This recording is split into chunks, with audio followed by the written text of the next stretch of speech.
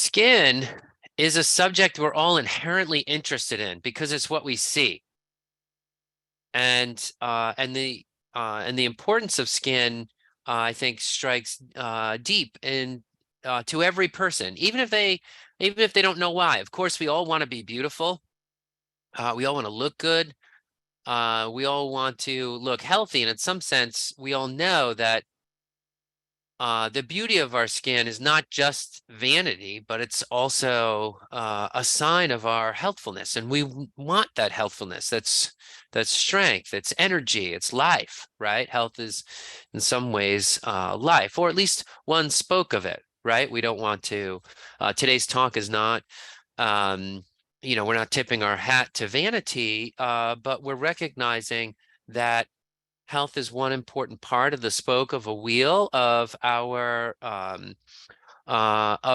ability to live life, and also there are other spokes too. So skin from an Ayurveda point of view is actually quite I would say quite deep and quite important, and or an important diagnostic tool, important sign. You might even say that it is the most important sign. Why? Because our whole body is membranes. If you look at any organ in the body, what you'll see is that there's just many membranes wrapped around membranes. If you look at the parenchyma of the liver, you see that there are these substructures in the liver, and they're wrapped in membranes, and then those structures are also wrapped in membranes. And it's kind of like organs are skin wrapped around skin, right? If we call membranes skin, or a kind of skin, then we just have lots of skin inside our body and on the surface. It's not just about the surface. But what we see on the surface is an indication to the health of those membranes throughout our body, and really, therefore, the health of our organs. So in Ayurveda, we say that the skin is the cream that rises to the surface. And if you have a bottle of milk, cream will rise to the surface, and that's the skin. Well, what's the milk? The milk is the blood. And Ayurveda looks at two parts to the blood called rasa and rakta, which mean roughly blood plasma and the red blood cells. So if skin is to be beautiful, we need really healthy blood plasma, and we need really vibrant red blood cells. We need lots of oxygen, lots of energy being brought to the skin, and also the blood chemistry has to be right, and that'll make our skin good. Well, if we have healthy blood and healthy membranes throughout our body, wow, we're pretty close to being healthy, right? So skin is not just skin deep. Today's talk is not just going to be skin deep either. I'm going to go down deep into management of the skin. It may overwhelm a few folks, just with the level of detail. Don't worry about that too much. What I'm hoping to impart today is not just that you walk out of here with the ability to memorize the 60 herbs I'm going to mention, but that you have an orientation to how to heal skin. And then if you already know that orientation, then yeah, you will get a bunch of new herbs and new ideas from today's talk too. So whatever level you're coming in at, don't worry about what you're missing or that's beyond you. I'll say this is true even in our courses, right? When we teach in our courses, we're teaching to several levels at the same time. And then we repeat and we go over it and we look at it from this angle and that angle. And then we get there eventually all together towards that mastery of the body that's so satisfying. Of course, the body's always more complex. So I say mastery with a bit of tongue in cheek, that we continue to grow and get great insights and feel excited about that. Feel excited about what we can learn and discover. So I'm hoping that today is a part of your journey, you might say, that it's not something that you'll walk away with fewer questions about the skin, but that you'll walk away with more questions about the skin, and also new and wonderful insights about it to think about. And in some sense, this talk is a snapshot of just the kind of things that we talk about in our educational programs. As you know, the Joyful Belly School of Ayurveda is we provide an educational platform for professionals for people to become Ayurveda professionals and start their clinical practice. And we have both the Ayurveda Health Counselor Program, a 2-year course, an advanced course in Ayurvedic herbalism, and also a specialty program in digestion. All of those courses are challenging, awesome, great journeys to go on. And so I hope you enjoy today's presentation. Let's jump right in and get started.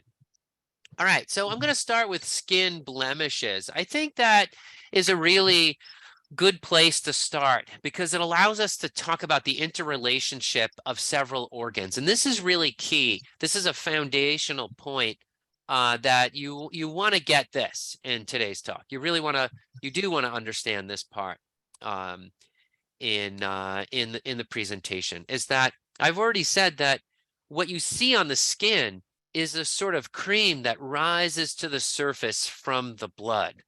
And so the health of our blood manages, in some sense, the health of our blood has a very real and direct impact on the health of our skin. Well, what most directly impacts the health of our blood? I could throw that out to all of you, put it in the chat if you know the answer. What manages our blood?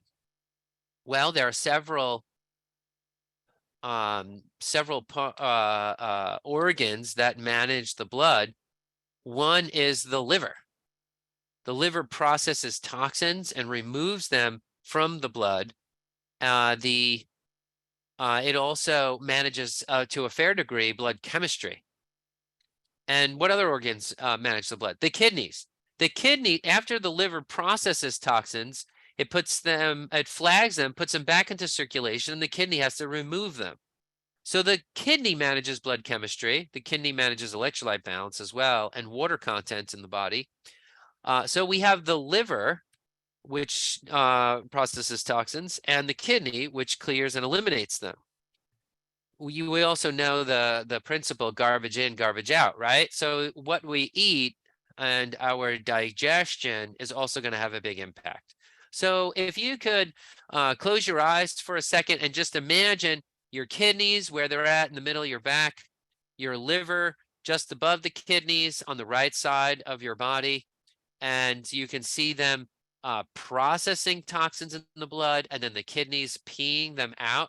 And then you're eating food, it's going into your belly. That food is either nourishing or not nourishing, and your digestion's either working or it's not.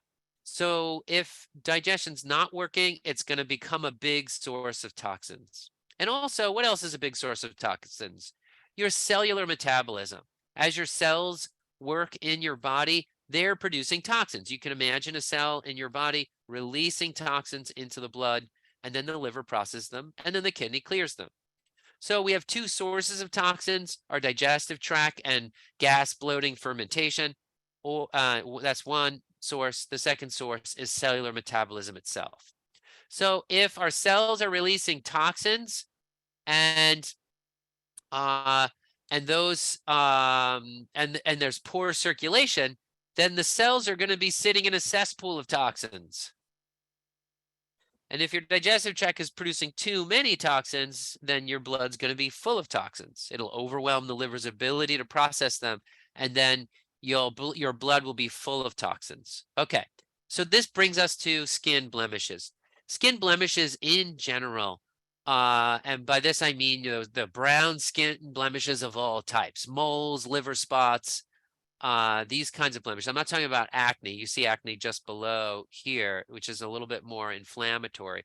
But right from the beginning, we're going to say that these sort of brown skin blemishes are generally signs of liver degeneration. I see that someone is asking who is hosting the call, and thank you for reminding me of that. I got excited and jumped right into the talk here. My name is John Immel. I'm the director of the Joyful Belly School of Ayurveda. Let's see if I can find a picture on the website of myself. Let's see if I go to, I don't know, the avocado page on Joyful Belly. I think my picture's down at the bottom on there. Let's see. Here we go. Where is it? There we go. Small picture of me. I don't know if I can make that look any bigger. It's not a big picture, but there we go. It's a little blurry when I blow it up, but that's what I look like. And I'm the director of Joyful Belly and the founder of it. We founded Joyful Belly as an online school of Ayurveda to take advantage of all of the improvements in learning outcomes you can get from multimedia-rich presentations and also online programs being more accessible. It is a great thing to be able to have these tools to bring Ayurveda to a broader range of people. My background, just so you know, I have an analytical background. My university degree was in mathematics from Harvard University, and I use that those analytical skills and apply them in a health context. For Ayurveda, we started Joyful Belly about 15 years ago, providing online education. All right, good. So I was saying, excuse me, that that when we see these brown blemishes, in general, we're looking at toxins due to some issue in the liver. Maybe the liver's overwhelmed with toxins, or maybe it's just there's a bit of degeneration or aging in the liver. So when we think about managing skin and preventing these kinds of blemishes, we're thinking about the health of our livers, not just the health of the skin itself, but what's driving that health of the skin, the liver as an organ. This is an important point for you to understand the whole talk, because we're going to feed the liver to help the skin. Okay, and same thing with the kidney. If the kidneys need help eliminating fluids from the body, we're going to stimulate the kidney. If digestion is the source of toxins, we're going to eat foods to reduce those toxins. This is a sort of underlying component. Now, what about this picture here, where you see this inflamed acne? You see this is more of a heat condition here. This is where the toxins are creating heat. You notice this is a younger person. You can see from the skin there's a certain youthfulness there, and youthfulness is characterized often by more heat. So it's not a surprise that in the young person's photo, we see the red inflamed acne showing the vitality of the body, and then that sort of shifts to a more browner type blemishes in later years. All right, this is another example of this. In fact, there's lots going on in the skin. We could talk a long time about assessment. Actually, last year, or was it 2 years ago, I gave a presentation just like this on skin assessment, which you can probably find in our YouTube channel, the Joyful Belly's YouTube channel, if you go take a look. But when I see this person's skin, I'm not thinking, oh, how do I make their skin less red or their eyes less inflamed? I'm thinking, wow, this person has systemic inflammation, and there's issues in their liver, and there's also the skin looks waterlogged and puffy to me, and I'm just looking how to really drain the sludge out of the whole constitution just from looking at the skin. And that's the kind of analysis that we want to get to. All right, so if there's a buildup of ama, our natural impulse is going to be to clear ama from its source. We're going to clear the bowels. If ama meaning toxins. If we're seeing signs of ama, we're also going to strengthen the liver. We're going to offer a diuretic to clear the kidneys. We might have a laxative, as I said, to clear the bowels, and that's going to be a starting point. We might also add hepatoprotectives. Hepato is a fancy word for liver. You got to love it. Western medicine likes to rename things with words that we don't always quite understand. And there's a usefulness in that. It kind of makes for consistent language over time, even as the vernacular changes. Whatever hepato means liver, so liver protectives. That demystifies the word. We have several important hepatoprotectives that we're going to start right out the gate here. All right, milk thistle, a general all-around liver tonic. If we're thinking our liver needs a little strengthening and that's affecting our skin, we're going to start with an herb like milk thistle. And milk thistle, I would say milk thistle tincture is a pretty easy way to go. And that's a general tridoshic herb. Works for any constitution. Let's look at some specific hepatoprotectives by dosha. And what's a dosha, you might say? Well, I have VPK written here. Wherever you see the V, that stands for Vata, which is the dry, deficient dosha. Okay? Whenever you see a P here, that's going to be Pitta, and that's going to be your fiery, hot dosha. And Kapha is your waterlogged, congested dosha. When I say congestion, I don't mean mucus congestion in the sinuses or respiratory tract. I mean congested blood. And so Kapha tends to be more waterlogged, congested, and overweight. Vata tends to be underweight. Pitta tends to be somewhere in the middle and hot. Okay, so that's our three basic constitutions. It's really helpful to divide our herbs into these different categories. And you should ask yourself, oh, which one am I? And you might come to the conclusion that you have bits of all three. If you come up with that conclusion, then you're actually correct. Everybody has bits of all three. But usually one dominates or one causes problems. So for me, it's Vata and Pitta. So I'm kind of a mixture of those two. Most people are a mixture of two.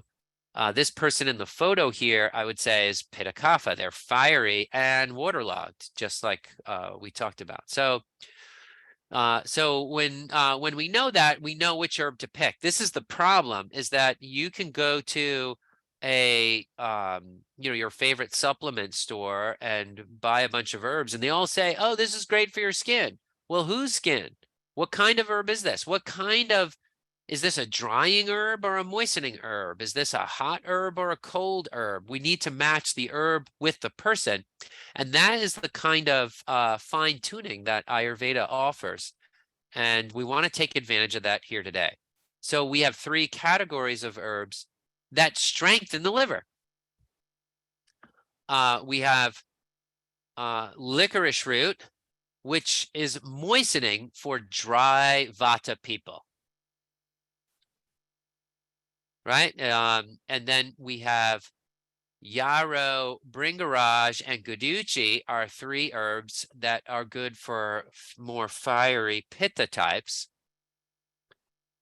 Yarrow is a kind of neutral temperature. It's a really interesting herb. I love yarrow as an herb, and guduchi for that matter are just these great liver herbs. Yarrow improves circulation, which is always good for the skin. It's anti-inflammatory and it clears the liver. It's a bitter vasodilator.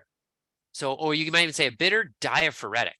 The bitterness pulls heat out of the liver by stimulating production of bile, and the vasodilating part of yarrow opens up capillary beds at the surface of the skin, refreshing skin circulation.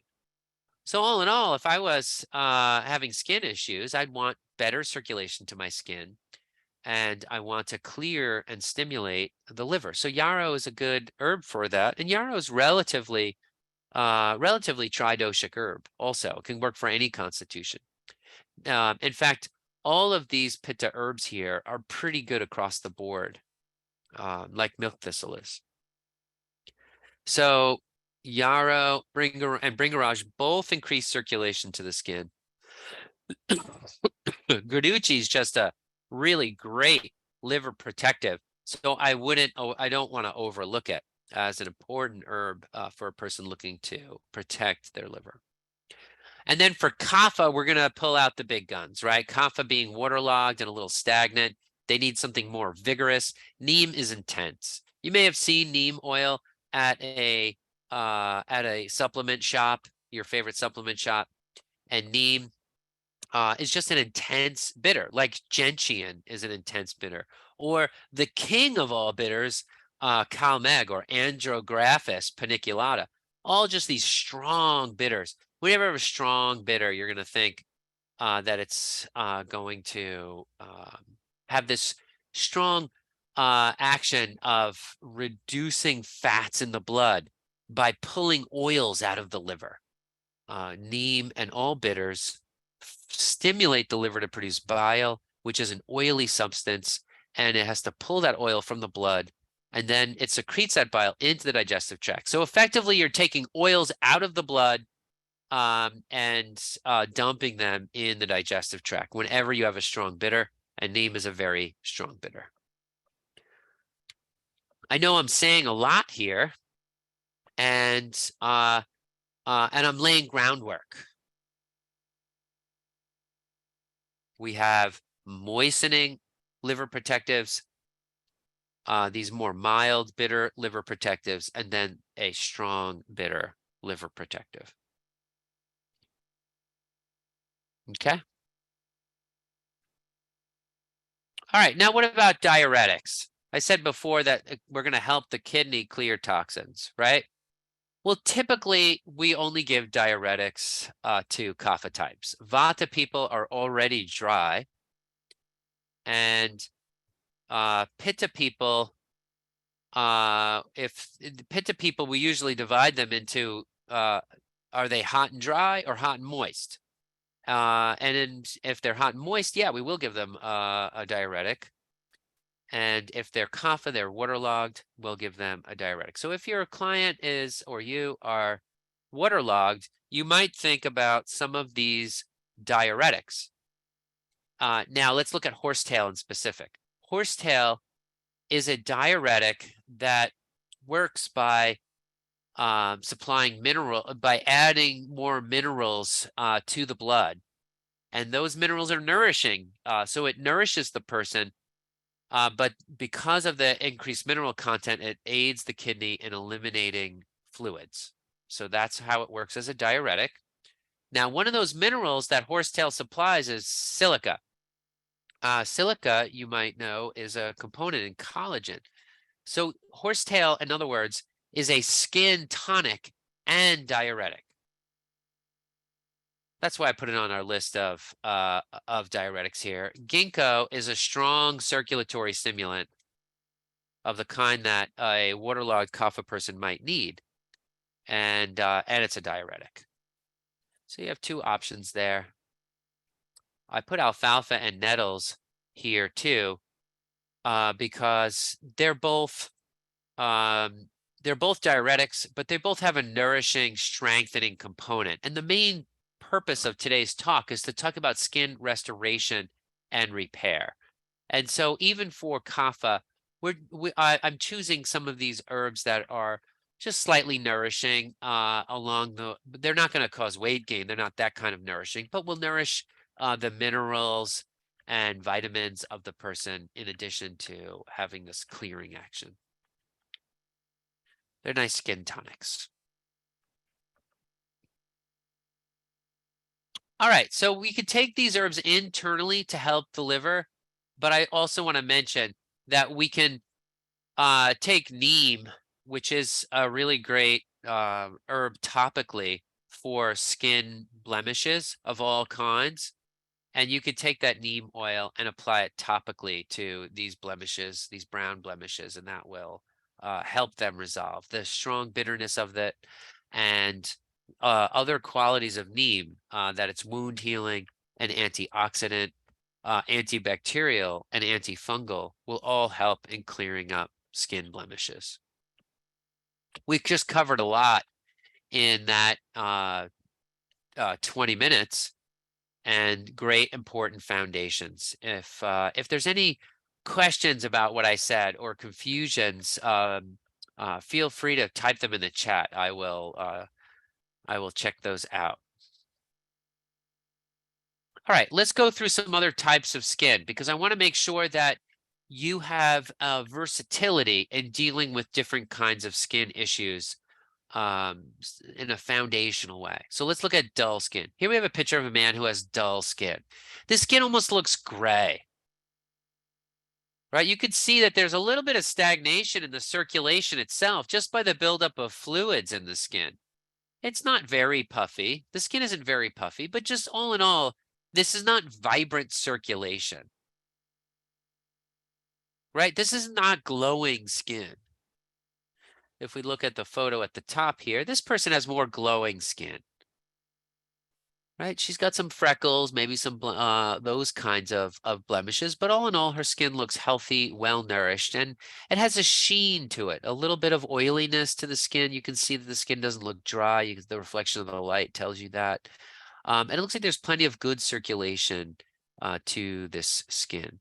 I don't know if yarrow is the same as common yarrow. I mean, yarrow is super common, so probably it is, but it's Achillea mealfolium is the botanical name. I don't know if I'm spelling it right. I see someone asking this in the chat. That's why I'm mentioning it. Achillea mealfolium. I think that's the probably the spelling. Mealfolium just means thousand leaves. I haven't discussed rough, scaly elbows, but I will discuss dry skin in a little bit. All right, back to dull skin. This skin is not glowing. So first of all, I think two things when I see dull skin. I see cold circulation or toxin buildup, and usually a combination of both. As in this case, the grayness indicates an ama that I would even hazard to guess from the colon. I'm going to suggest that this person probably has some backed up bowels and could use a laxative to just clean things out. But I also want to warm up this skin, and so I'm going to refresh the liver, clear the bowels, like we had with like we said earlier. But I'm also going to warm up this person's skin. So I'm looking at hot, pungent spices or aromatic herbs. Our hot, pungent spices act as cardiac stimulants. They get your heart rate moving. If you've ever gone to, I remember when my dad and I went to our first Thai restaurant together. So when I enrolled at Harvard, we went up to Boston, and I had never been to a Thai restaurant just because I grew up in a more in a more country setting on the east end of Long Island, and we just didn't have any Thai restaurants out there. So I went to Boston. My dad and I were eating a Thai restaurant. We had no idea what a red chili was. And he ate the red chili and he's like, whoa, that thing was really hot. And I was like, oh, Dad, come on, you're being a wimp, right? So he's like, you eat it. And then I ate it and I was like, whoa, this blew me out of the water, right? So if you've ever had that experience where you've eaten a chili pepper and you start to break out in a sweat, you might feel your heart racing a little bit. That's what I'm talking about when I say cardiac stimulant. And any pungent spice will do that. If you take too much black pepper, ginger, cayenne pepper, anything really spicy, you're going to get it. It's going to have a cardiac stimulant action, and it's also going to dilate your blood vessels. Your blood vessels will literally open up more, and then the blood vessels in your skin will open up, and that'll heat up your skin, and then you break out in a sweat, right? That's how that happens. So, what are some good hot pungent spices? Well, I said them already. Cayenne, black pepper, ginger will all act as cardiac stimulants. Turmeric doesn't taste spicy, but it is a strong vasodilator. But you can also take, by the way, a hot bath or a sauna. That's what they do in cold northern climates. Scandinavian cultures have a habit of taking a sauna every day because the air is so cold. The blood vessels all constrict in the skin, and that causes poor circulation of the skin and gives people dull-looking skin. Well, they don't want dull-looking skin, and they want to keep their skin vital and fresh. So every day, a little sauna to refresh and get the blood circulating in the skin. and that's revitalizing for the skin. So we don't need to use spices. We can just use a hot bath or a sauna. And that's one person asked before, what about the transition from winter to summer? That's what's happening right now, is that the hot air outside. Well, this week there was a little cold snap, but other than the cold snap going across the country right now, when the temperature warms up, the blood vessels dilate in the skin. In June, we'll have rosy cheeks, but you don't have rosy cheeks in January. You have pale, dull skin. So the skin is naturally revitalizing this time of year, and you might notice you even look a little younger this time of year than you did 2 months ago. That's exciting. Now, another thing happens to the skin is it gets waterlogged this time of year. We'll talk about that when we deal with puffy skin a little bit later. All right, good. Good. Am I going over everyone's head, or is this a good pace? Let's see here. Bakuchi for skin diseases. Yeah, good. I'll take additional herb questions in a little bit. Pungent. I want to go through a few more pungent herbs here. Raw garlic and shilajit. So shilajit is an Ayurvedic formula that is acrid. It's bitter and strongly pungent and hot, and it's also a strong diuretic. So what dose do you think that's going to be for? Is it going to be for hot pitta types? No. Is it going to be for dry deficient vata types? Could be, but we have to make sure we keep them hydrated. But it's a very vigorous, invigorating formula. So it's going to be for the kapha, congested, excess, stagnant type folks. And the same with raw garlic. I mean, both of those are really strong and invigorating.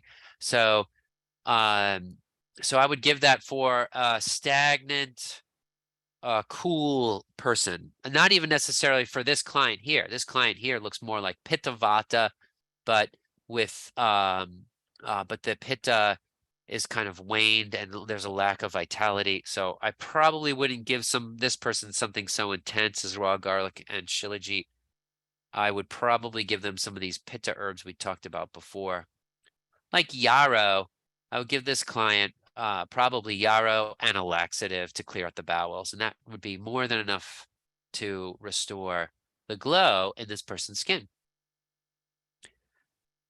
All right, we talked about pungent spices. What about aromatics? Aromatics are herbs that have a strong smell, like mint, rosemary, lavender, cedar, essential oil, or holy basil.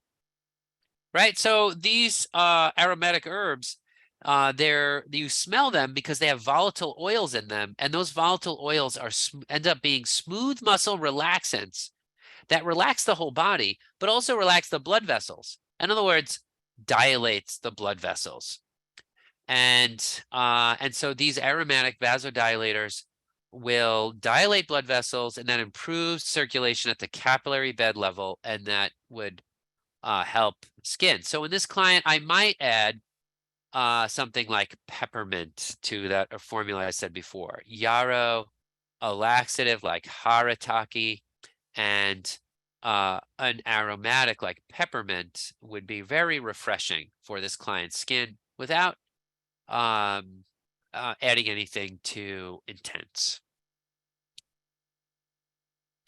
Now, there's other warming herbs like ginseng. Ginseng is a herb that's used for the elderly or people that in general need revitalization. A great herb. It's sort of the emperor of all herbs. I think of ginseng as the emperor of all herbs. I think it's just a really amazing herb. And so it can, in a sense, sort of re-energize the whole body in addition to warming up the skin. It's a warming herb. All right, great. We also have sour capillary bed dilators. So these don't add heat at all or very little heat, but they just have a dilating action. The pungents and aromatics tend to be a little bit more on the hot side. Peppermint's not that hot. There are cooling aromatics like eucalyptus. But in general, when you're dilating blood vessels, you're adding a little bit of heat. But sour is I would say, the most gentle and least drying of the of the circulatory improving herbs. So ginkgo and amla.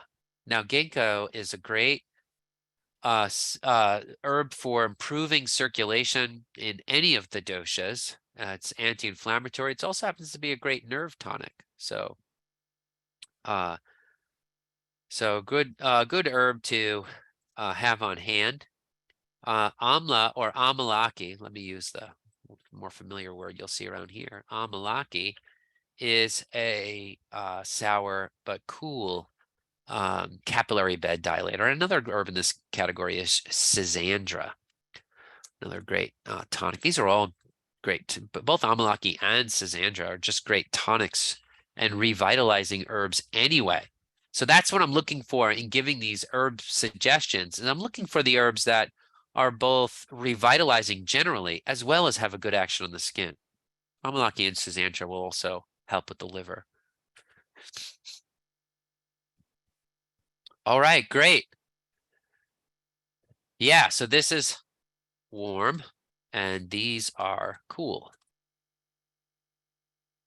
So what should you be doing right now? If you are looking to apply some of the techniques that I am, or the herbs that I'm talking about, just write down the herbs that you think are the best for you so far, and then you can do some additional research on them, or circle them, or something along those lines, right? Don't try to memorize every herb. As you can see here, I've already discussed like 20 herbs. So, and we're like a third of the way in, right? All right, good. So refreshing the liver is also important when you're dealing with dull skin. And I didn't mention lime before, but your sour, why not foods, right? Let's not omit foods. Your sour fruits like lime and lemon also have a refreshing effect on the liver, and the sourness dilates capillary beds. Why do we have a lemonade in summer? Anyone know? Because lemons, the sourness of lemons dilates capillary beds, and that helps us release heat. So a lemonade feels refreshing and cooling because it brings blood to the surface where the heat radiates away. Well, if we bring blood to the surface, we revitalize the skin. So lemons and limes and sours like amalaki and Schisandra and even hawthorn are great options for improving the skin, especially since Amalaki, Schisandra, and Hawthorn are anti-inflammatory. They're great for improving pitta in the skin, that heat in the skin. Beets are a strong cholagogue, which means it pulls that bile, that hot bile, out of the liver and detoxifies the liver. Also, beets have a laxative action, detoxifying the colon. And beets are nourishing as well as cleansing. So they're good for all three doshas. If you have any kind of hot skin issue, beets may help. Not everyone, beets don't work for everybody. In fact, I can't eat beets. They bother me. Seems I have some kind of allergy to them. So I just want to make sure that all this information has to be personalized for you. And so when I mention these herbs, it's for you to research and check them out. Do a little bit of legwork on the herbs you choose. If you come away with like pretty excited about 5 or 6 herbs, then take the 15 minutes to do some extra work on those herbs and then make your selections. Menopausal women who are still experiencing hormonal acne, right? Well, it's the liver that processes the hormones. So what we want to do is aid the liver in processing hormones, and that will help with that acne. And then, of course, we have to look at other individual factors. Why does Jayashri have some ama causing that acne? All right, if you're going to clear the bowels, you could use beets. They clear the bowels. Even amalaki will clear the bowels. But whenever I say laxative to an Ayurveda crowd, they're like triphala. Well, triphala is too drying and irritating for Vata people. So I don't give triphala to Vatas. I give harataki, which is one of the herbs in Vata. One of the herbs in triphala that happens to be Vata pacifying. And then for kaphas, I give triphala. Triphala means 3 fruit. So it's made of 3 fruits. Harataki is just one of the fruits, and it happens to be a good one for vata. Harataki will make the stools very soft and just clear that out. Harataki also has some other wonderful tonifying properties that are often overlooked.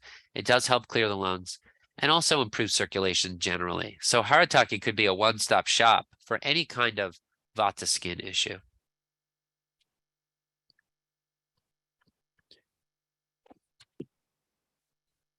All right, we talked about dull skin and we talked about general blemishes and the need to manage the liver, the need to clear the kidneys, the need to clear the bowels and to eat good foods. Now let's turn our attention to puffy skin. Here with puffy skin, we're looking at detoxicant diuretic herbs.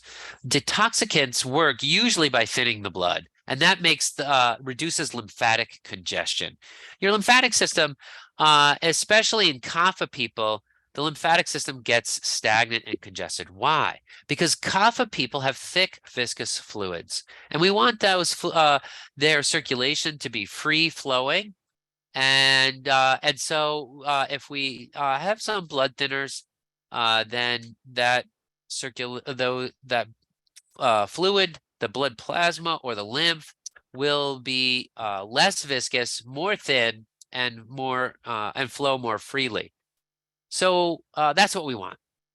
The detoxicants will decongest the lymphatic system, and the diuretics will purge any excess water weight, and that reduces the puffiness. So let's take a look at our Pitta Kapha client that we had up here. We want to reduce heat in this client by bitter anti-inflammatories that are going to drain oiliness and heat out of the liver. And that could be neem, as we said. But we also want a nice diuretic to go along with that to reduce the waterlogged nature of the skin. That would be an herb like Punar Nava. Punar Nava. Nava means new. Puna means again. To be new again. This is the herb that makes a person new again. Punar Nava. I'll write it down here because I think of it as a great diuretic for kapha. We had our we cleared the heat out of the liver, and now we have a diuretic to purge the water weight. But I think we also need a blood thinner here. Now, Punarnava may have some mild blood thinning properties, but we could do better, even with an herb like fenugreek. Fenugreek helps thin the blood. It also reduces blood sugar, and so it's a great choice. Red clover as well is helpful as a blood thinner. So we could take Punarnava, red clover, or fenugreek as our detoxicant. Oops. Punarnava as our diuretic, and fenugreek and red clover as our detoxicant blood thinners. And that would help thin the fluids and purge the water. And that's how you reduce puffiness, right? If we can reduce heat with a strong bitter, puffiness with a diuretic, and thin the blood to reduce and lymphatic congestion, we have this 3-pronged approach to dealing with that puffy red client above. CCFT, cumin, coriander, fennel tea. You take equal parts of cumin, coriander, and fennel is a classic Ayurvedic diuretic and detoxicant formula. Very simple. Just make it at home, put it in some tea, and boil it up. All right. And then if this congestion, if inflammation is what's prevailing, as it may be in this case, we can also take some of these pitta pacifying blood thinners, Gakshora, red clover, Anantamul, and Mangista. These are all blood thinning herbs. Anantamul is very cold. Mangista is a more neutral temperature, but a really great blood cleaner. So now turmeric is a good blood cleaner, but it's really hot. My cousin was taking turmeric because she knew it was a good blood cleaner, but she's pitta, and she didn't know that it was, creating some irritation. But I found out she was taking it. I was like, oh no, switch to Mangista. Mangista is a great blood cleaner, but it's not hot, so it won't make you irritable if you tend to be a little bit irritable. Anantamul, I would say, is a refrigerant tonic. So this is actually an herb that strengthens, but it's very cold. And so this will clear heat. Mangista won't clear heat, but it won't create it either. All right, I'm giving you these details so that you can actually pick an herb instead of just getting this huge list, right? Red clover is a little more mild. It has some estrogenic qualities. So I think it's a great herb for a person who's still getting acne after menopause, hormonal acne after menopause. I would mix that red clover with, depending on your constitution, with something appropriate for your liver, and that may help deal with the post menopausal hormonal acne.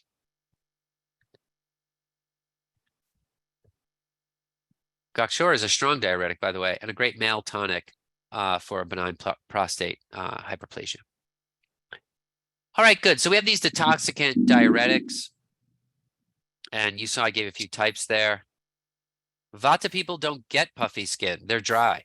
So I didn't even include herbs for them here. But let's not forget, we can also reduce puffiness by exercising and also dry brushing. You know what dry brushing is? You get a sort of stiff, bristly brush, and you just slowly sort of gently push it up against your skin. Very stimulating, stimulates your entire skin, gets your lymphatic system moving. That reduces puffiness. And then ubtans, I'll give you an example of that before. These are chickpea flour based Ayurvedic herbal powders. So you take chickpea powder and chickpea flour and mix it with some herbs, and then you rub it over your body, and that can reduce the wateriness of your body. Depending on what you put in there, you can put spices and things and make it very invigorating. Cinnamon. All right. And for puffy skin, you can also do Abhyanga with kapha massage oils. I really didn't talk about Abhyanga yet because that's really something for dry skin. But kapha massage oils, Abhyanga means it means all limbs. If you actually translate it from the Sanskrit, anga means limb. So it means all the limbs. But what it really means is you're doing a self massage of all your limbs with oil. That's what Abhyanga is. And Ayurveda recommends that you massage your skin with oils, and that is a great way to nourish your skin. Now, a kapha massage oil will have particular herbs blended into the massage oil, and it's very invigorating and will clear puffiness out of your skin. So get ready to be energized when you do that kapha massage oil. My wife was feeling really tired. She used that kapha massage oil one night just to get over her tiredness. And she found out that you should not do it at night because it kept her up until about 4 in the morning. And then she was really tired the next day. So if you take the kapha massage oil, do it in the morning. It'll invigorate you. Don't do it at night when you need to rest. We've discussed puffy skin. We've discussed some dull skin, how we need to warm up dull skin, how we need to thin the blood for puffy skin and purge extra water. And we talked about how to manage the liver. Someone's asking any cons for dry brushing. Yeah, if your skin is really sensitive to any kind of irritation, then it's not for you. Dry brushing is for the people who have clammy, stagnant, thick skin that can handle that. Everything in Ayurveda is tailored to the individual. None of these herbs work across the board. Like if you were to just be like, oh, I saw this herb listed in a list somewhere, and so I just took it. That is not the way I would approach Ayurveda. Instead, we want to take these very simple principles. Is my system congested and waterlogged? Is my system dry? Is it overheated? And then there's a number of other principles too. You can look at all the biocharacteristics on biocharacteristics.org. Just go to About Us. A biocharacteristics is the medical theory of Ayurveda.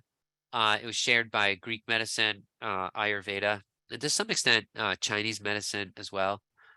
But you can dig down here a little bit. Let's see. I think on this one here, you can see the list of different biocharacteristics. And these are, there we go, the complete list of these are all the basic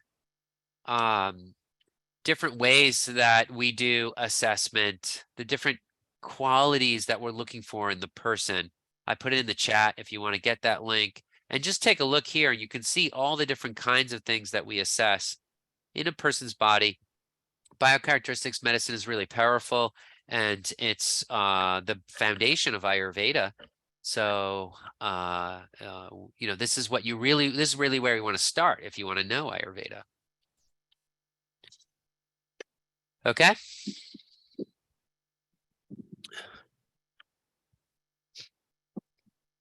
Yes, you can apply neem for a pitta condition like rosacea. Rosacea often involves both skin mites and a hypersensitivity to skin mites, as well as general inflammation. It's usually in pitta kapha constitutions that get rosacea.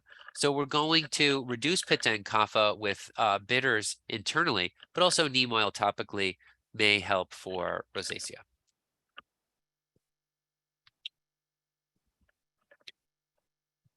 All right, oily skin.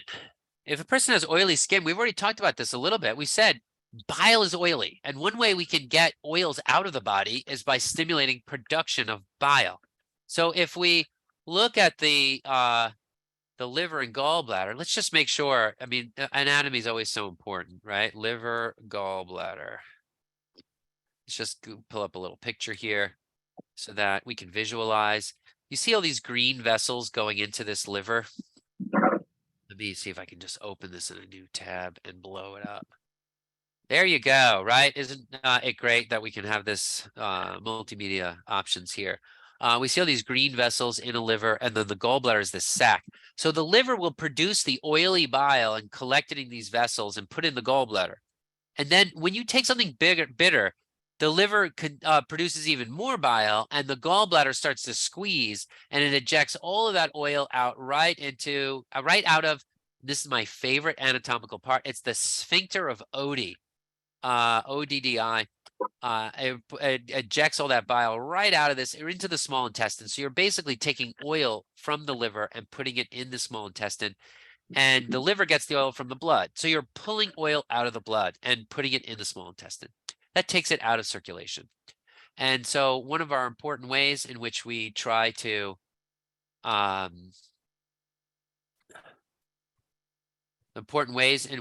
reduce oiliness in the skin is through bitters that reduce oiliness in the blood.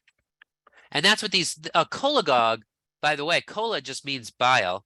So, and gog means stimulates the secretion of. So a cholagog means stimulates the secretion of bile. That's what we're talking about. Again, another fancy word for something that could be said simply, but we need a technical word that lasts for a long time.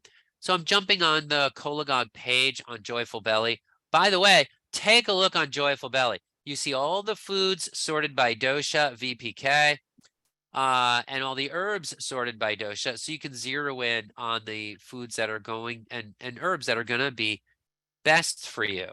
If you're a waterlogged kapha person, maybe you're going to use horehound or barberry or bhumi amalaki for your to get that oiliness out of your body. And if you're a vata person, you're not really looking to get the oiliness out of your body, so you'll take something more gentle like milk thistle. Right? Okay, good. And by the way, you can also see things like hypolipidemic. Put in the search box and you pull up hypolipidemics. These also reduce oils in the blood. And here's all your foods and herbs by dosha for reducing oils in the blood. Makes it really convenient. And you can also just click to see other herb actions that you want. You want a detoxicant hypolipidemic to reduce lymphatic congestion as well as oils in the blood. Have some cilantro, have some dandelion leaves, Have some burdock root or alfalfa sprouts or aloe vera gel. So you can really zero in on the herb you're looking for. This is a really important tool. Alteratives balance blood chemistry. Really important for skin conditions is that our blood chemistry is balanced. So, yeah, you can look at aloe vera gel, aloe vera juice, burdock root, also all alteratives. Okay.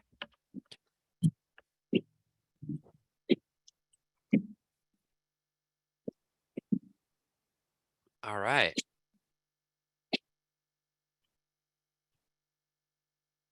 Anti-androgens. Anti-androgens means anti-testosterone. If you have, oh, that link is not the correct link. Hold on a second. Oop. Anti-androgens, not a correct link. Let me just search for it on Joyful Belly. And we'll pull up that link and we'll see herbs that reduce testosterone. Now, testosterone is what stimulates the skin to produce oils. So if your skin is excessively oil, then, hey, somebody's playing some music. All right, there we go. Music's done. Um, so anti-androgen reduces testosterone, and that reduces oiliness of the skin. So green tea is anti-testosterone. You can drink it if you have oily skin, and it will reduce the amount of oils in your skin. Let's see here. Peppermint, spearmint is anti-androgen. Red clover is anti-androgen. It's estrogenic and anti-androgen. Motherwort is anti-androgen too. What you see is a lot of mint family plants are actually anti-androgen because their effect on the pituitary. Anyways, you can see a whole list of different anti-testosterone herbs sorted by dosha. Pick the one for you, and that will help you. Cedar, white cedar, is a strong kapha pacifying, and it's a muscle relaxant, so it's mildly vata pacifying, but pitta aggravating herb. So you can it says incomplete here, but if I now that I keyed that in, if we republish it, it should show up where it belongs. Cedar's a great herb. I think it's an important one for it's like what you use in saunas and stuff, right? Because it's so invigorating. Cedar, red cedar or white cedar. So let's key that in. All right, good.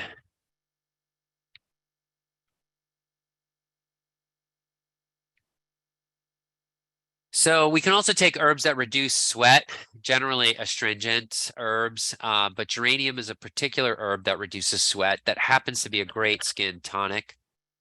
And I see people in the chat saying that they were using the dosha quiz and they got a lot out of it, and that's awesome. Thank you. I really appreciate those testimonies and letting people know where you got, where you found help.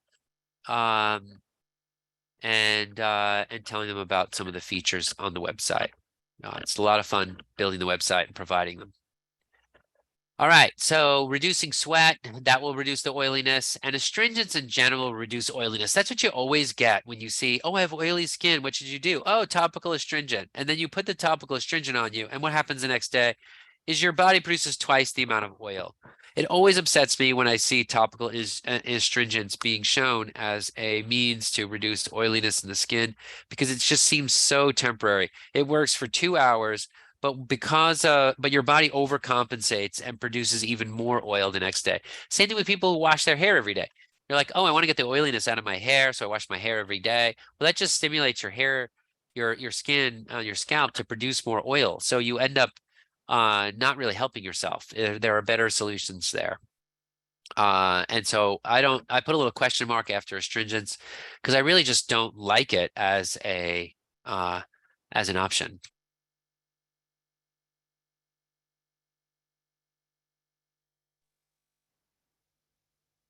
All right. Overwhelmed yet? Are we still good? Yeah. Um, we're learning a lot. but just enjoy the information. Don't feel like you have to like capture it all. That's the key, right? That's the key to today's whole talk and even to the whole course because the body's vast. We're going to learn so much. It's going to be awesome. But if you're the type of person who's like, I got to catch every little bit right now, and you can't sit without knowing one little part of it, then you really are going to be overwhelmed. So don't slip into that. Just enjoy what you're hearing and enjoy the concepts, and all the information will come. Okay. All right. So what are some astringents, by the way? So I would put astringents as maybe a support in the formula, but not the whole formula. As I said already, if you're trying to reduce oiliness, I would go with the anti-androgens, not the astringents, but you can support with a little bit of astringency, especially if there's inflammation. Why? Because the inflammation is usually, your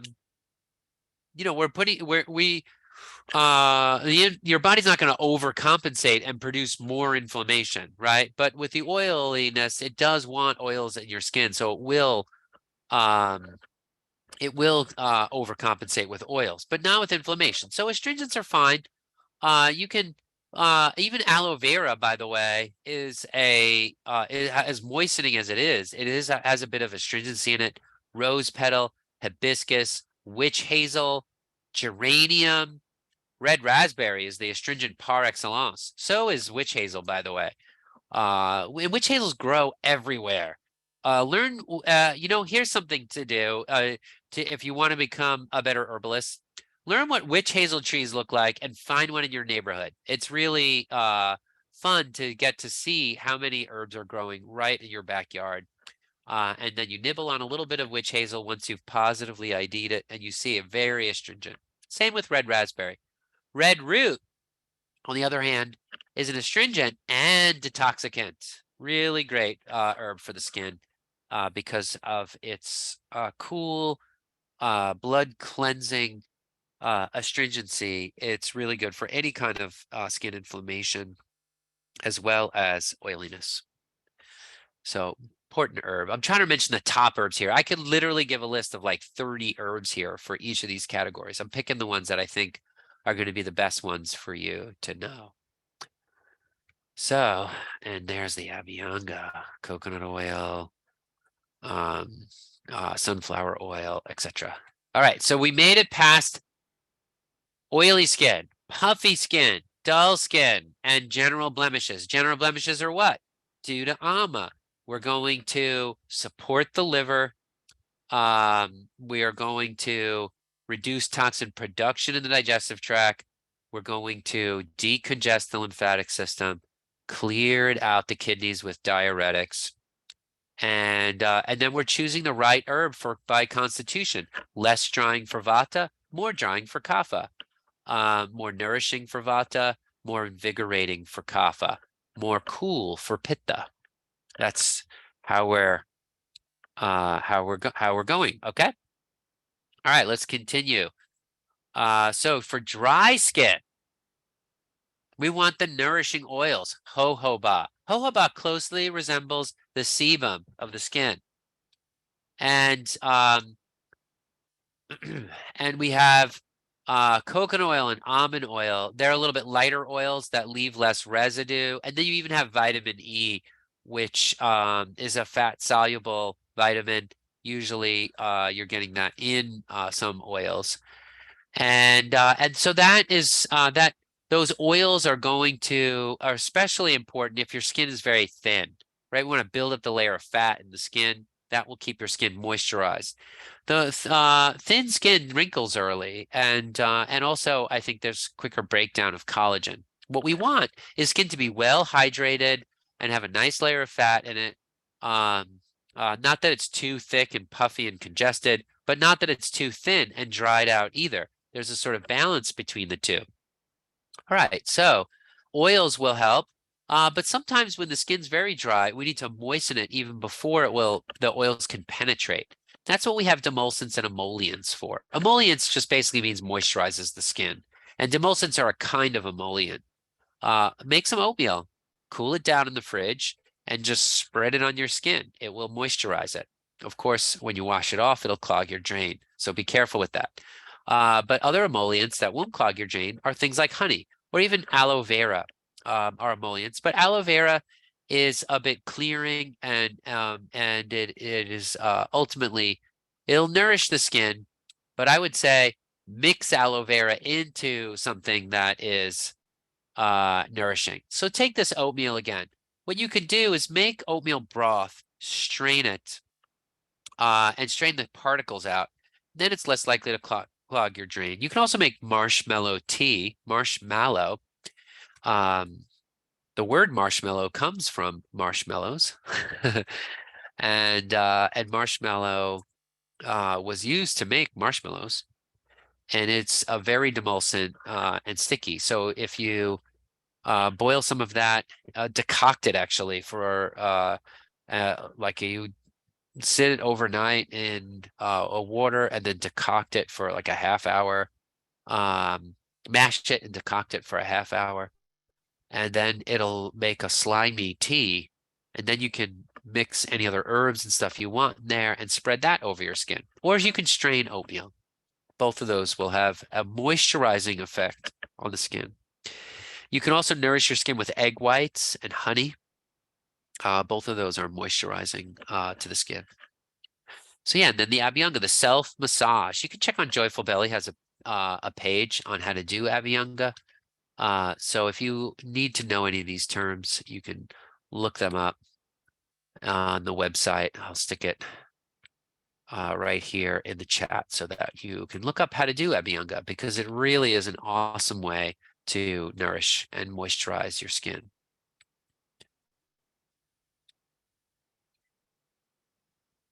All right. So we've talked about oils and demulcents. Demulcent just means slimy. Like if you ever had okra, okra's slimy, that's demulcent. Aloe vera is a little slimy. Oatmeal's slimy. We've all experienced the sliminess of oatmeal. That's what demulcent is. And emollients is just anything else, including demulcents, that moisturize the skin, including oils and honey and egg whites and others. You can look up emollient on the Joyful Belly page, and you'll see a few others here that are avocado is an emollient. There's the aloe vera, which I mentioned, and other herbs here or oils, almond oil. There's the marshmallow root powder, coltsfoot, mullein, comfrey. Comfrey would be an emollient also. Yeah, licorice root moisturizes.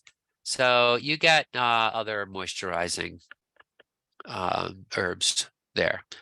All right, hot and flame skin. There are many herbs that are anti-inflammatories. Almost, it seems like it's hard to throw a stone in an herbal store without hitting an anti-inflammatory. I don't know what it is, but it seems like every single herb is an anti-inflammatory. So really it comes down to picking the anti-inflammatory that fits with your constitution. Just because there's so many, you just have a smorgasbord of anti-inflammatories. So I listed some by type. Your refrigerant anti-inflammatories. These are very cold for a real hot condition like hives. So Anantamul, Arjuna, aloe vera, cold, cilantro, cucumbers. Right? You see people with cucumbers on their eyes. The cucumbers are nourishing, but they're also a refrigerant, nice and cooling. You can feel that. Even potato slices are cooling. You could try that. You know, it's fun sometimes to even try one of those things on the call. Grab a potato, slice off a little sliver of it, stick it on your cheek, and be like, wow, feel the cool, right? It's fun to do. So then you have your demulcents. We talked about that. Licorice root, aloe vera, marshmallow, oatmeal. But oatmeal, not so much. Oatmeal's a little warm. Bitters, you have neem, gotu kola, and dandelion root. Wow, we made it so far through the presentation without mentioning gotu kola. Gotu kola is one of my favorite skin tonics. It promotes rebuilding of the skin.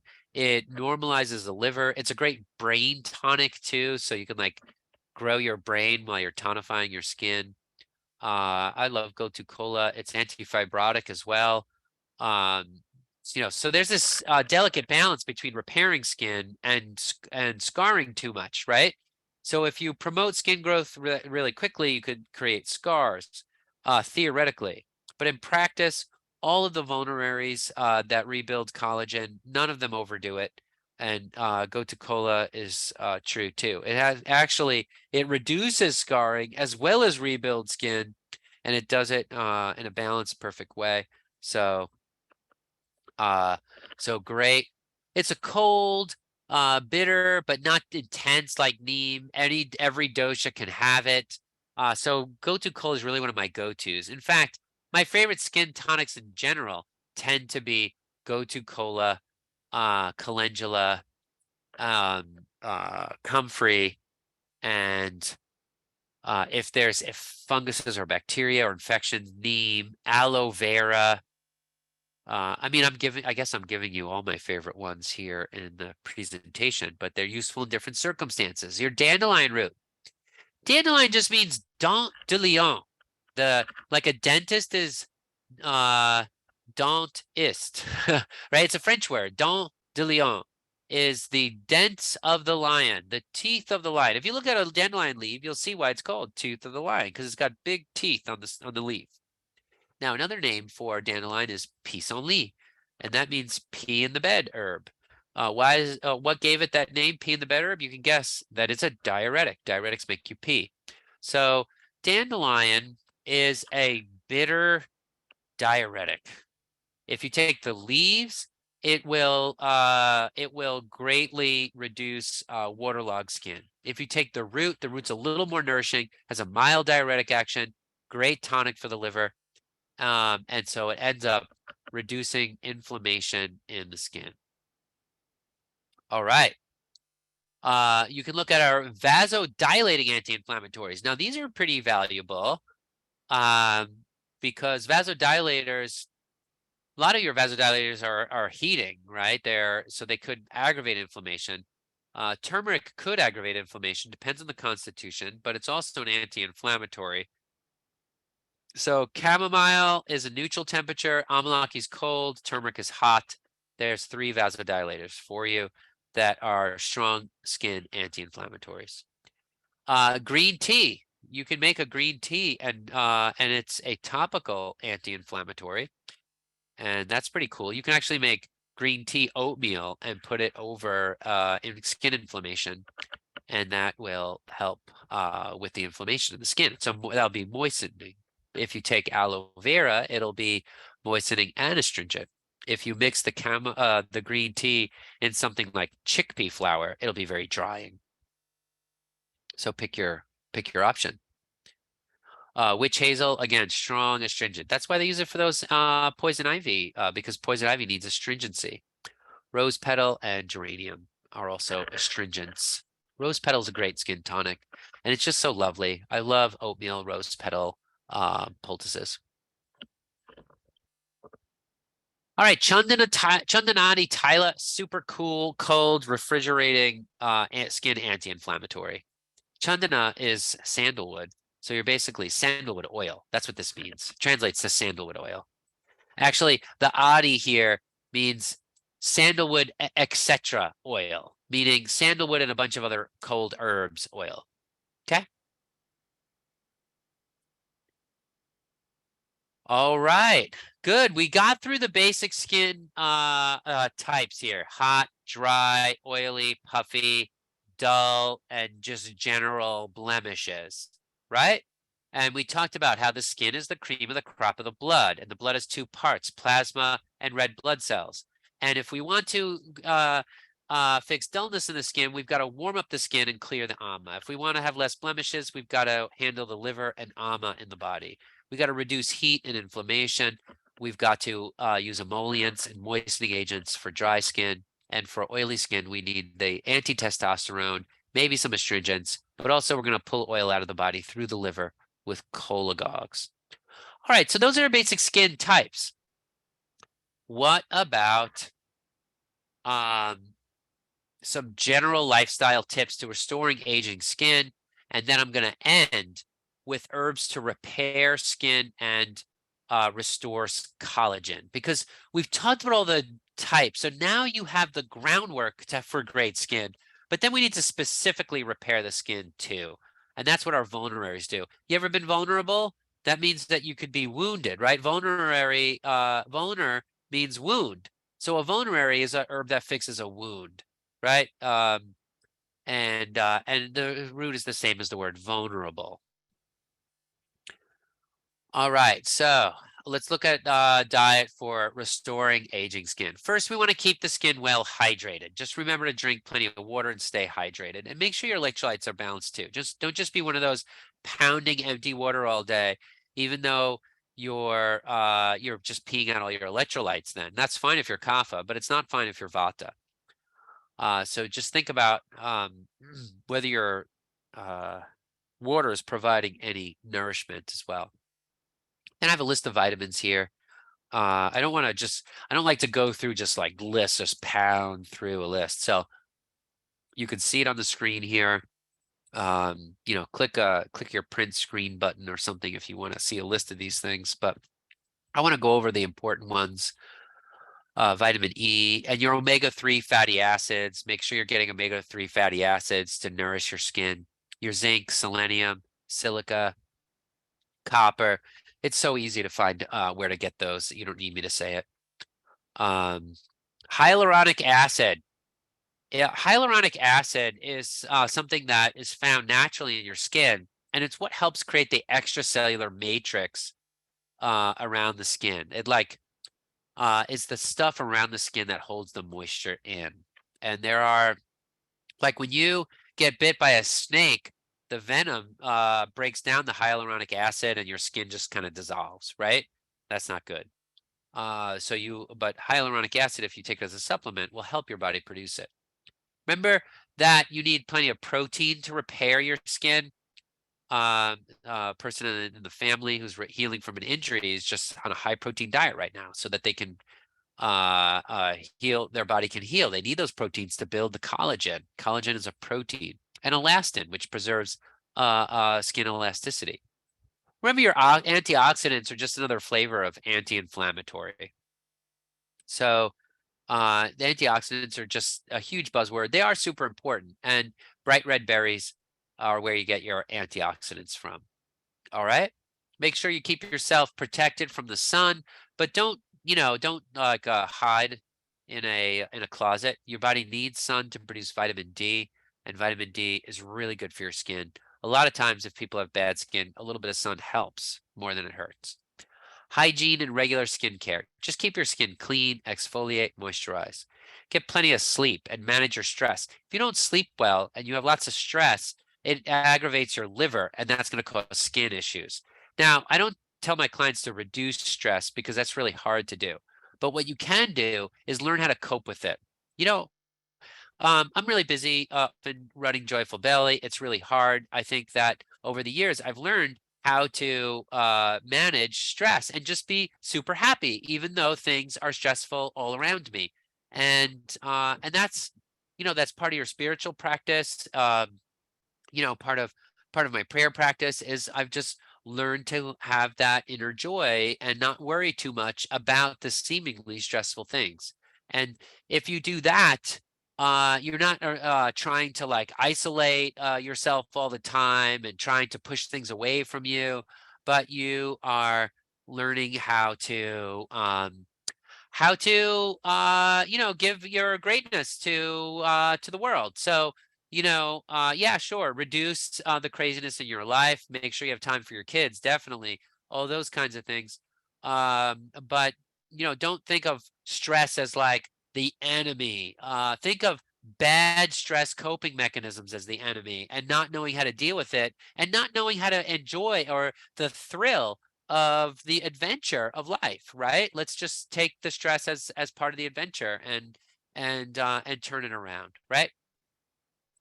Um, okay, great. So regular exercise. Just remember, just like cardiac stimulants improve blood flow to the skin, so does exercise. Do your jumping jacks throughout the day. I do. Every few hours or so, I do 100 jumping jacks, get my heart rate up, get things moving. It makes me feel great. I have a hill behind my house. When I'm on the phone talking to someone, I walk up and down the hill. It gets my heart going, and gives me a little sunlight. Uh, Takes the tension out of the situation, and creates longevity. So, there's all kinds of ways to fold exercise into your day, um, and just stay really healthy and keep circulating, right? Sitting is the new smoking, right? Sitting creates stagnation, which creates cardiovascular issues and dull, lousy skin. Remember that lots of if a person's about to get a heart attack, their skin usually looks really dull because their heart can't circulate anymore, and that makes their skin dull. Anyway, limit alcohol and smoking. It aggravates the liver. And massage and stretching helps flush your lymphatic system. All right, good. I've given you some broad brushstrokes on that. We went super fast through that, but I think it was meaningful. And let's see, we're coming up on an hour and a half now. I don't want to lose the punchline here, right? With the vulneraries are really the punchline, and we're just right at the tip of the iceberg. So I mean, not at the tip of the iceberg. We're kind of at the end of the iceberg. So let's go through it. Let's go through it. Herbs to repair skin and restore collagen. A lot of these I've already mentioned, but I'm just going to say them again. Calendula is like your vulnerary par excellence. It stimulates the growth of new skin cells. So does Gotu Kola, and so does comfrey. Comfrey, Gotu Kola, and calendula stimulate new growth of skin cells. Great herbs. And that's why they're wound healing. That's why they're vulnerary. Calendula happens to be blood moving and decongesting of the lymph. So if you're the puffy skin variety person, a kapha person, calendula may be your herb. Gotu Kola is more specific for pitta. It's cool, bitter, hepatoprotective, meaning liver protective, and it heals wounds. So it heals wounds and pitta, and it's anti-inflammatory. These are all anti-inflammatory, by the way. Many of them are antioxidant as well, and part of that is how they heal the wound is by reducing inflammation in it. Comfrey is cool, soothing, and demulcent, a little slimy, so better for vata. Now, remember, with comfrey and calendula, don't use these herbs when there's dirt in the wound. They cause overnight, they can cause the wound to heal, and then the dirt will get trapped under your skin. So don't make that mistake. Clean the wound first before you use calendula or comfrey.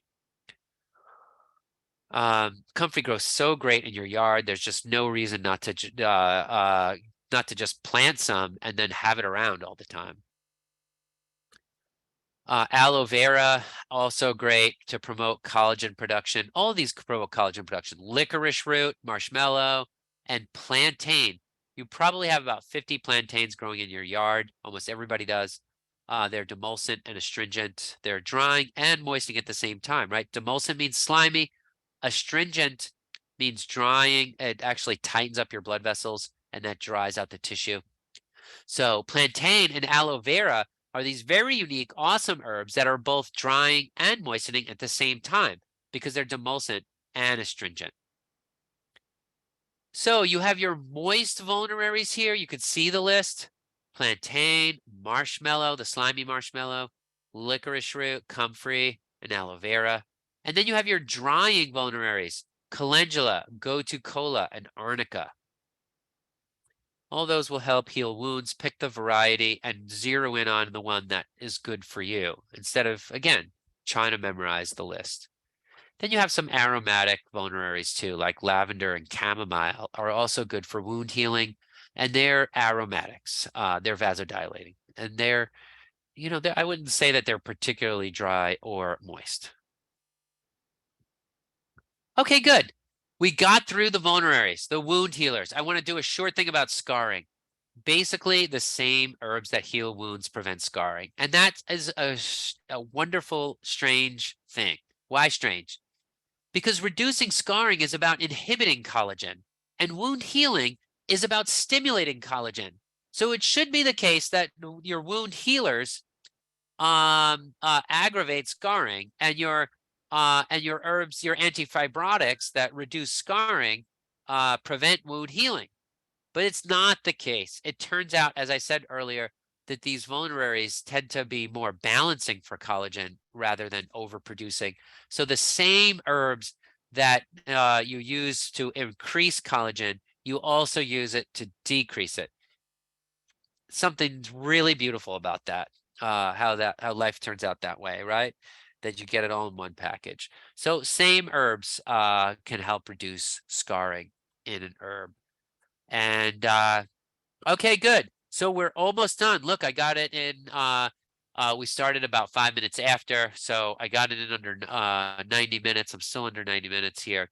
Let me go through a few different recipe types just so you know what to do.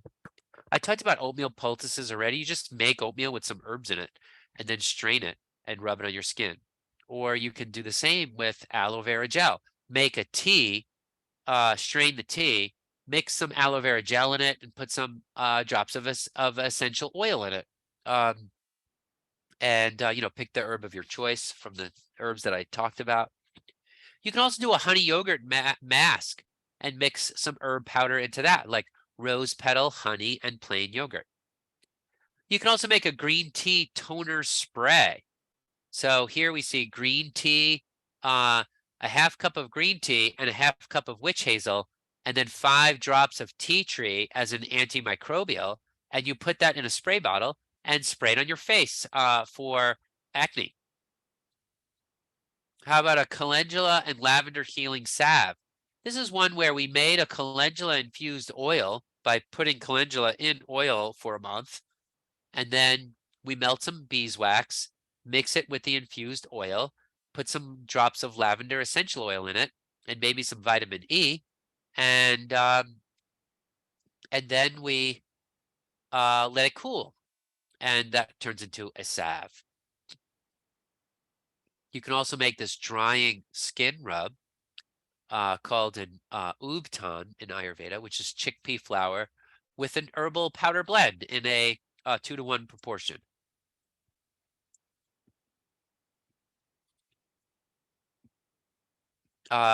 And then finally, you can just literally take teas. Some of these herbs are meant to be taken internally. So there you have it. This is the kind of thing that you'll learn in our courses. And I want to let you all know that I'm going to do an intro to our courses next Monday. And as part of that, I'm giving a promotion right now that we'll send you the textbooks for free if you register between now and then. And so enjoy. If you enjoyed today's talk, then you can find lots of inspiration in the course, and you can get those textbooks for free. It's always great to register early, read the textbooks, and be the star student in the class. Right, the star student's the one that reads the textbooks in advance and registers early and gets their ducks lined up in a row. We'll send you the textbooks for free. If you live domestically, if you live internationally, we will reimburse you the equivalent of the cost domestically, so that you can put towards your textbook purchase, and check out the courses. And you can also give me a call. I'd love to talk to you about your vocation to heal, and see whether or not, Ayurveda, becoming a professional practitioner is your destiny. But if you look on the website under school, you can see our courses, and you can register there. If you register between now and the course intro next week, look for it in your email. I'll send you those textbooks for free. Thank you for making it to the end of this talk. Awesome chance to talk about skin. And I hope you liked today's presentation.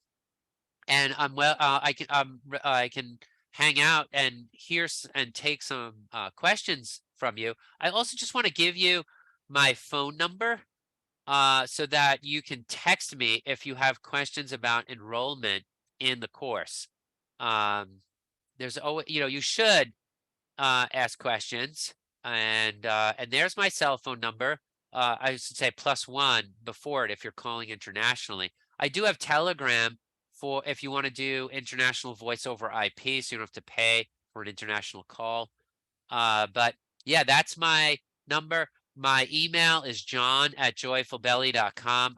Like I said, I'm happy to talk to you about your vocation to study Ayurveda and yeah, and help you with any questions you have about curriculum and cost and time commitment and all those things. All right, great.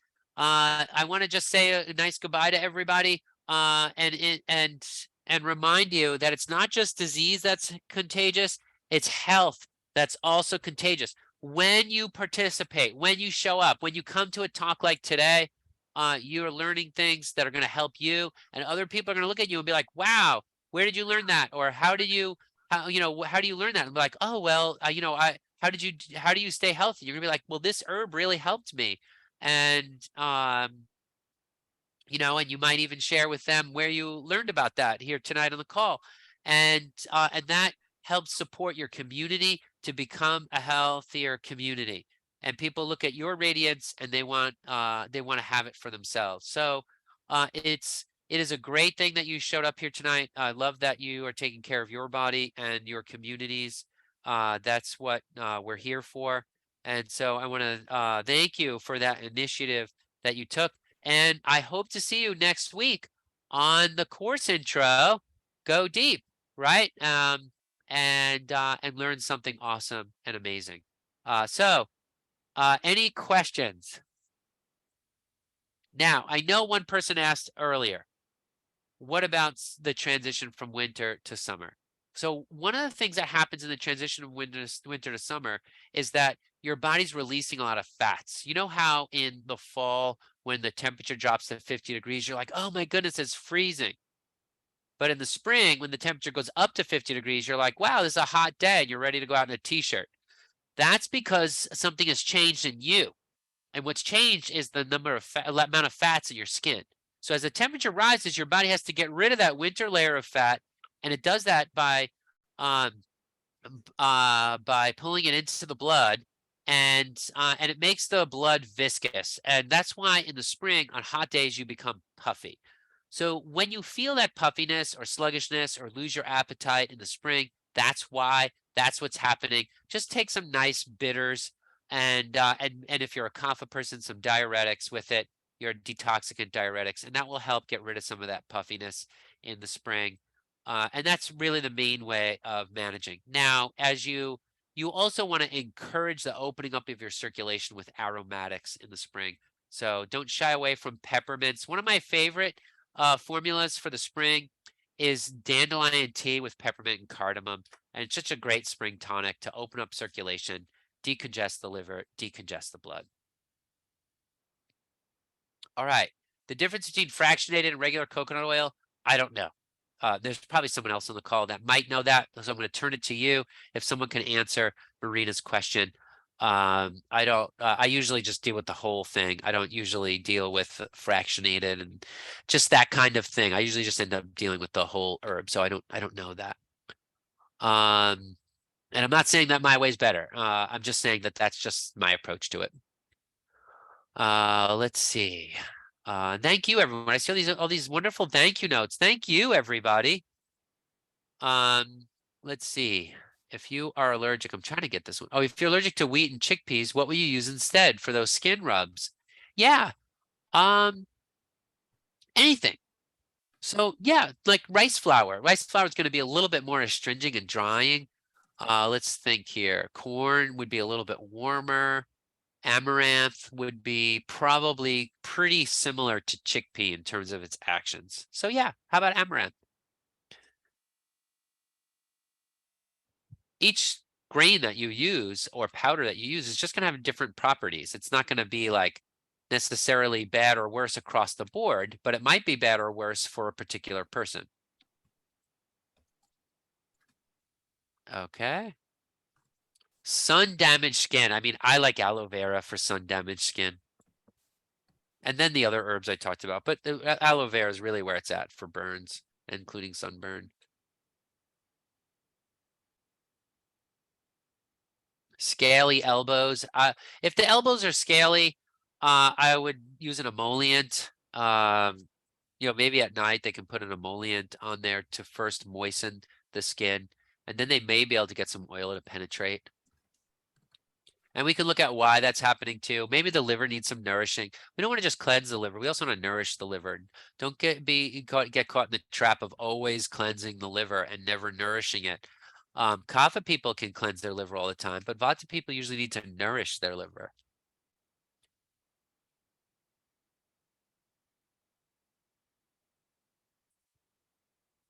All right, so let's see. Dark spots on the skin, hands, arms, neck, face. Brown dark spots, usually neem oil is what we use for that, and for warts, neem oil too.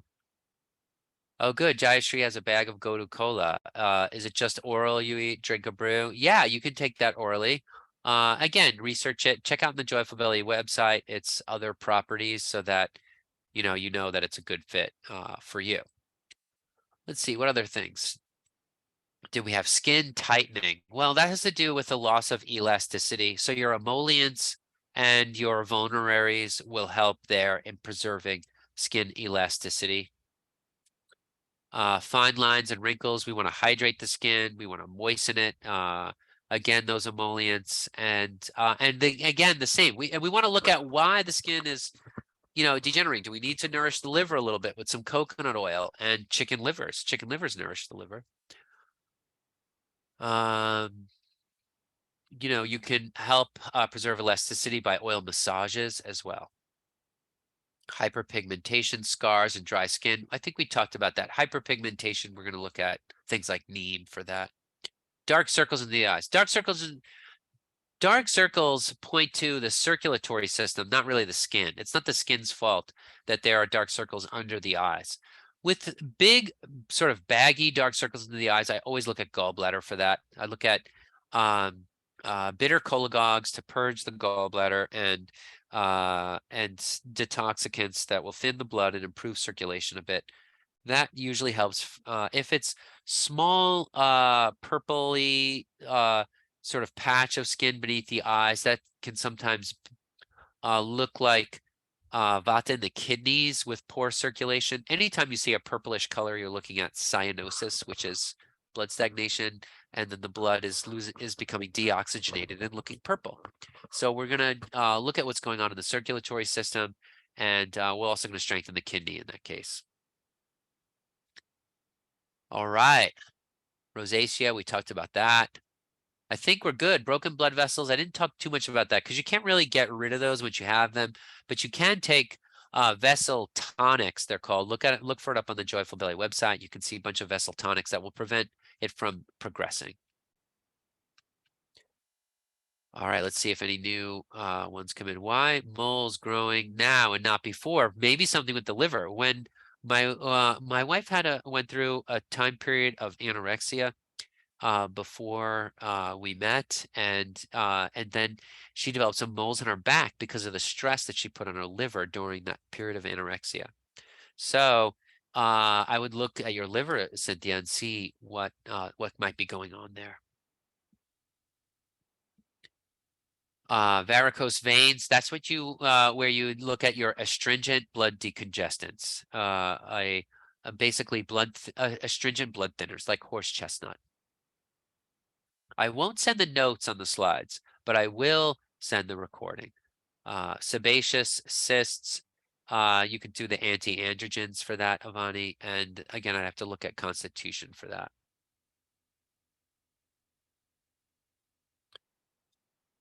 Any other questions? You guys are troopers. 1 hour and 45 minutes. Sagging skin. So once skin is distended, you can't really, I don't know of a way to get rid of that. If you've had weight loss and your skin is then sagging and all that, I don't know how to bring it back or retone it. I don't have a good strategy for that. All right. Gallstones. Yes, gallstones. You could take antilithics to help dissolve the stone, and Gakshora is one of those. and cleavers is another. You can look on the Joyful Belly website for anti-lithics, but in general, you're playing with a little bit of fire there because you don't want your gallstone to get ejected and stuck in your bile ducts. So don't. I wouldn't take a lithogogue that ejects the stones, but an anti-lithic can help dissolve them. And if so that's, that may be where I go with that. What herbs for acne? You would have to look at, and really it's the whole presentation.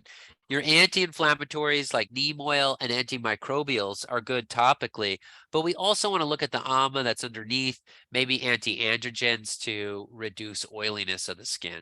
And that would be the approach to acne. And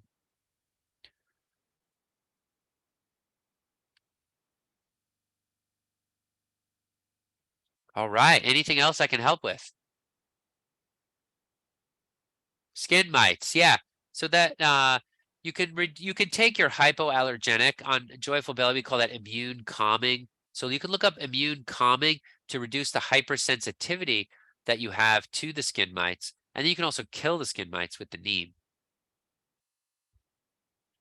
So yeah, that's just looking up immune calming herbs on JB.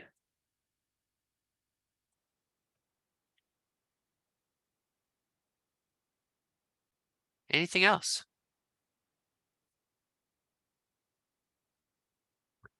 Hyperhidrosis. Yeah, we do have a category on Joyful Belly called reduces sweat.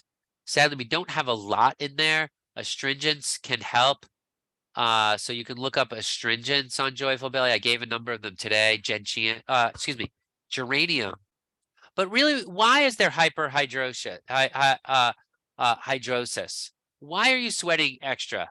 Now, is there ama in the blood? Is this sweat sour? Then we want to clear pitta. Uh, is the blood dilated in some way? Is there cardiac insufficiency making and then that because of that there's fluids backed up and the hands are becoming clammy. We really need to look at the pathogenesis of that. But on Joyful Belly, if you look up clammy skin, you'll see a bunch of specific remedies that will probably also um, oh, okay, you're saying lack of sweat. Okay, well, that's another matter. Lack of sweat is, we're going to look at hydration and, that's a bit of a doozy because I've tried to figure out what is going on in my clients' constitutions who don't sweat. And I can't say that I have a brilliant answer for it. So maybe that's something I can look at again. But I don't have a great answer for that. Frankincense is a blood thinner and anti-inflammatory and coolant. So frankincense is going to have those qualities. If that's what you need, it's great for the skin. Yeah. Sesame oil is a warming oil, and it's moisturizing and very nourishing and heavy. So great for vata. Vata tends to be cold. So sesame is great. And I see you, Autumn, here. You're very welcome, Autumn. Good to see you on the call. It's been a while. I was excited to see your name pop up. Castor oil. Castor oil is great. It's clearing and heavy topically. So Vata pacifying topically, and underneath it. Oh, Diana's here too. Good to see you, Diana. Thank you. Castor oil is also, yeah, it's heavy and moisturizing, and then it'll cleanse the tissues underneath. Barberry oil, well, barberry I think of as kind of like neem in that it is really intense bitter. But I haven't particularly studied that oil. But yeah, it's antimicrobial, bitter, so it's going to be a similar action to neem. A good carrier oil for pitta is coconut. Oh, coconut's too cooling. But then okay, so if it's too cooling in the winter, then your pitta's probably not aggravated in the winter at that point. So then I would just switch to sunflower, which is a more neutral temperature. Herbs for psoriasis. Check out our page on psoriasis. Psoriasis, what we found is typically involves liver pathology. So we want to make sure we're addressing the liver issues. It's usually in high stress professionals who get the psoriasis. That's not every case, but many. So we might look at nourishing the liver, but I really need to look at the constitution. Bowel cleanser really depends on the person. We have everything from your, purgatives that are intense, like castor oil and senna, which are habit forming, to magnesium, to haritaki, to triphala, to bhumi amalaki for pitta. So haritaki for vata, bhumi amalaki for pitta, triphala for kapha. We also have trivrit for pitta is a really good one for pitta, a cooling laxative for pitta dosha. Really depends on the client. There's so many different laxatives. Post-cancer spots, yeah, neem is classically used for that. Healing new scars. What oil? I'm not sure about the oil, but some of the other herbs I've given today can help with that. Aloe vera and some of the other vulneraries that I gave earlier. Tansy oil, I haven't studied that herb too much. Feverfew is tanacetum. I haven't is that a synonym for feverfew? I'm not sure. I can't remember. Food sensitivities, especially all sugars, and yeah, so you definitely have to deal with food sensitivities in order to help your skin, remove those foods that you're sensitive to. Lipomas, yeah, your hypolipidemics, Kathy, are going to be good for that, Kathy, for lipomas, hypolipidemics. Keloids, I think I have a page for keloids on there. Let's see. Gonna have to be my last question for today because my family is waiting for dinner at this point. But I do want to thank all of you.